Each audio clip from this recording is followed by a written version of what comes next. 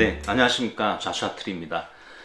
오늘 제가 키티샤라는 토라 포션 본문을 보다가 그 마지막 부분에 모세가 두 번째 돌판을 가지고 내려왔을 때 얼굴에 광채가 나는 모습을 보고 제가 받은 인사이트와 연결해서 여러분들과 나누고 싶은 말씀이 있어서 이 영상을 공유하게 되었습니다. 그 말씀은 출애굽기 34장 말씀인데요. 제가 출애굽기 34장 29절부터 30절까지 말씀을 여러분들에게 읽어드리겠습니다. 모세가 시내산에서 내려올 때 자기 손에 증거 돌판 2개를 들고 내려오는데 모세가 하셴과 말했으므로 얼굴 살결에 광채가 났으나 그 자신은 알지 못했다. 아론과 모든 이스라엘 자손이 모세를 보니 보아라 그의 얼굴 살결에 광채가 나고 있었으므로 그들이 그에게 가까이 가기를 두려워했다. 네, 이 말씀에서 제가 한 가지 들었던 의문은 왜 첫 번째 돌판을 가지고 내려왔을 때는 얼굴에 광채가 없었는데 두 번째 돌판을 가지고 내려왔을 때 얼굴에 광채가 있었는가? 라는 질문입니다. 이것은 마치 예수와께서 첫 번째 오셨을 때와 두 번째 오셨을 때의 모습이 다른 것과 연결이 된다라는 생각이 들었습니다. 모세는 첫 번째 돌판을 가지고 내려왔을 때 상황이 어땠습니까? 이스라엘 백성들이 금송아지를 만들어 놓고 하나님 대신 우상숭배를 했죠. 그것을 하나님처럼 여기면서 우상숭배를 하고 있었던 장면이 펼쳐졌습니다. 모세는 지금 하나님의 법을 받아서 이스라엘 백성과 하나님이 하나로 연결되는, 한 백성이 되는, 한 나라가 되는 그런 상황의 중재자로서 하나님의 법, 하나님 나라의 시민법을 가지고 지금 내려오고 있는 순간입니다. 만약에 그것을 그대로 가져와서 이스라엘에게 선포를 했다면 이스라엘 백성들은 어떻게 됐겠습니까? 그들은 법이 선포되는 순간 다 죽어야만 돼요. 그때 모세는 단 1초도 망설이지 않고 두 돌판을 깨버립니다.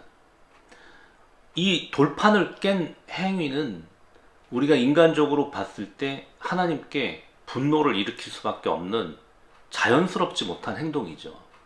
그렇지만 저는 이 모세의 행동을 굉장히 지혜로운 행동이라고 봅니다. 왜 그렇습니까? 그 돌판을 선포하는 순간, 하나님의 법을 선포하는 순간 이스라엘 백성들은 다 죽어요. 그 대신 그 돌판을 깼을 때 모세는 하나님께 죽임을 당할 수도 있습니다. 모세의 마음은 그가 죽더라도 이스라엘 백성을 살려야 되겠다는 그 마음으로 돌판을 깼을 겁니다. 그 돌판을 깼다는 의미는 하나님의 법이 그들에게 선포되지 않았다는 의미고 그들이 범죄했으나 그것은 모르고 한 거기 때문에 그것이 죄가 되지 않는 것이죠. 이것이 모세의 판단이었습니다. 모세가 돌판을 가지고 내려왔을 때는 이미 실패한 이스라엘의 모습이었어요. 모세는 한 개인이 아니라 이스라엘을 대표하고 있는 사람이기 때문에 그가 첫 번째 돌판을 가지고 내려왔을 때 그 모세의 모습은 이미 실패한 모습이었을 거예요. 그래서 얼굴에 광채가 나지 않았던 것입니다. 자, 그러면 한번 생각해 보십시오. 예수와께서도 첫 번째 오셨을 때는 어떤 모습으로 오셨습니까? 이스라엘이 원하는 모습으로 오셨습니까? 그렇지 않습니다. 그는 당당하고 힘있고 위험 있는 로마 제국을 당장이라도 멸망시킬 그 위대한 왕의 모습으로 오시지 않았습니다. 그는 낙이 어린 것을 탈 만큼 가난하고 빈곤하고 연약하고 초라한 인간의 모습으로 오셨어요. 심지어 사람들의 손에 의해서 죽기까지 하셨습니다. 이것은 실패한 이스라엘의 모습을 대변하고 있는 거예요. 그 한 분이 죽으심으로 인해서 이스라엘 전체를 구원하시고자 하는 그런 죽음의 모습, 모세의 행동과 같다라는 거죠. 그가 돌판을 깨더라도 이스라엘을 살려야 되겠다는 그 모세의 모습처럼 말씀이신 예수와께서 마치 돌판이 깨지는 것처럼 그 자신이 깨짐으로 인해서 이스라엘 백성 전체를 구원하셨던 그 모습과 매우 흡사합니다. 자, 그러나 이제 모세가 두 번째 돌판을 가지고 내려왔을 때는 이스라엘 상황이 어땠습니까? 그들은 3천 명이 죽기까지 회개를 이미 했고 이제 하나님을 두려워할 줄 알고 하나님의 말씀을 받을 준비가 되었습니다. 두 번째 돌판을 가지고 내려왔을 때 그 말씀이 선포되는 순간 이스라엘은 이제 하나님과 연합하고 하나님과 하나가 되는 것입니다. 그때 모세의 얼굴이 광채가 났듯이 이제 두 번째 오시는 그 마시아의 모습, 예수아의 모습은 더 이상 초라한 모습이 아니라 종의 모습이 아니라 인간적으로 나약한 모습이 아니라 영광스러운 왕의 모습, 힘있고 위엄 있는 왕의 모습으로 오실 것입니다. 요한은 이것을 미리 봤죠. 그래서 요한계시록 1장에서 이렇게 말씀하고 있습니다. 요한계시록 1장 8절에 주 하나님께서 말씀하시기를 나는 알파와 오메가다. 지금도 있고 전에도 있었고 장차 올 자이고 전능한 자라 라고 하셨다. 그리고 하나님께서 당신의 형상을 닮은 그 아들을 이 땅에 다시 보내실 때 요한은 이런 모습으로 봤던 거예요. 13절을 보시면 그 촛대들 가운데 인자 같은 분께서 긴 옷을 입고 가슴에 금띠를 띠고 계셨다. 그분의 머리와 머리카락은 흰 양털과 눈처럼 희고 그분의 눈은 불꽃 같았고 그분의 발은 풀무불에서 재련된 주석 같고 그분의 음성은 맑은 물소리 같았다. 그분은 오른손에 7뼈를 가지고 계셨으며 그분의 입에서는 양날선 검이 나오고 그분의 얼굴은 해가 힘있게 비치는 것 같았다. 이게 두 번째 영광스러운 모습으로 오시는 예수와의 모습입니다.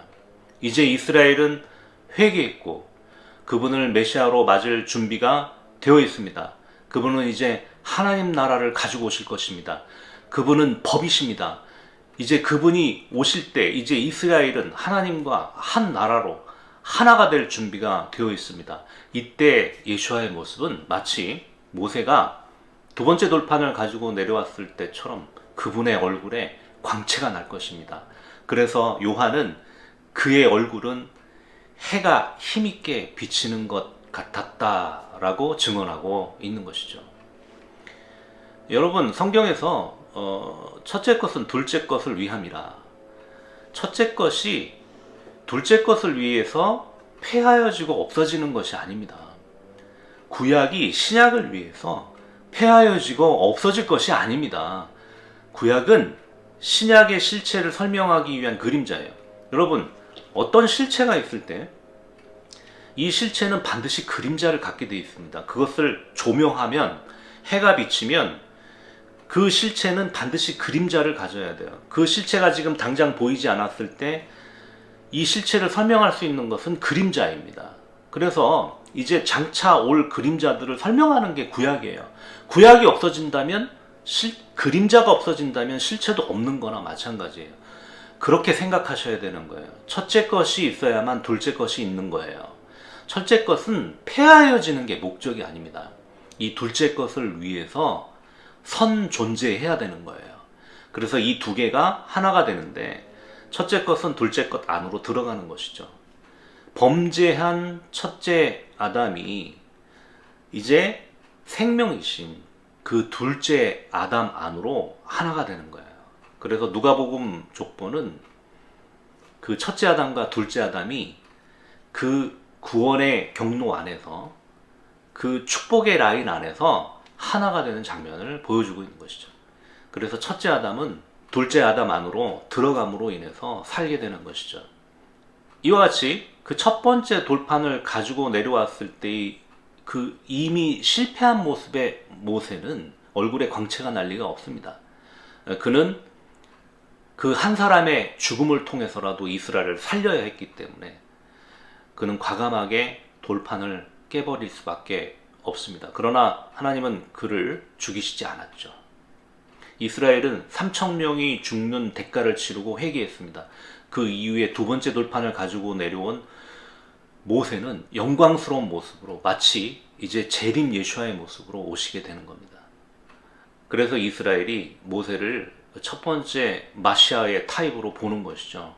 두 번째 오실 그 예수와는 얼굴에 두 번째 돌판을 가지고 내려왔던 모세처럼 얼굴에 광채가 날 것이며 모두가 그를 볼 때 더 이상 연약한 모습이 아니고 영광스러운 왕의 모습, 이제 모든 나라를 통치할 그 영광스러운 왕의 모습으로 오시게 될 것이기 때문에 모세의 얼굴에 광채가 났듯이 그분의 얼굴에도 해가 힘있게 비치는 모습으로 오시게 되실 것입니다. 할렐루야.